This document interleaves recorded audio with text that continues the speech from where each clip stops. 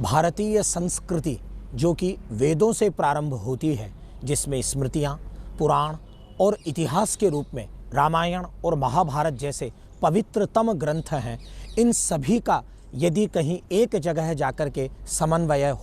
होता है तो वह समन्वय होता है भगवान श्री रामचंद्र के लोकोत्तर व्यक्तित्व एवं देवोपम अदम्य कृतित्व में। भगवान श्री राम जिस नगरी अयोध्या में जन्मे, जहाँ उन्होंने बाल क्रीड़ाएँ की, जहाँ पर भगवान श्री रामचंद्र वनवास के लिए जहाँ से निकले और वनवास से लौटकर जिस अयोध्या नगरी में पधारे, उस अयोध्या शब्द का तात्पर्य होता है वह नगरी जहाँ कभी युद्ध नहीं हुआ हो।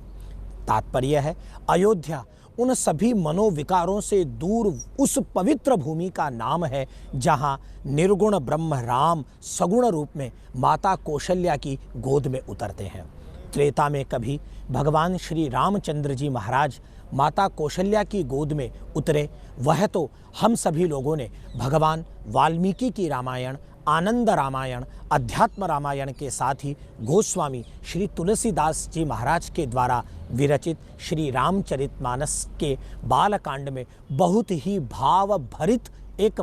प्रकरण, एक ग्रंथ के रूप में हम सब लोगों ने उसे पढ़ा है। लेकिन 22 जनवरी को अर्थात द्वादशी को, पौष शुक्ल द्वादशी को, जिस दिन 5 शताब्दियों की उस बीभत्सता के दौर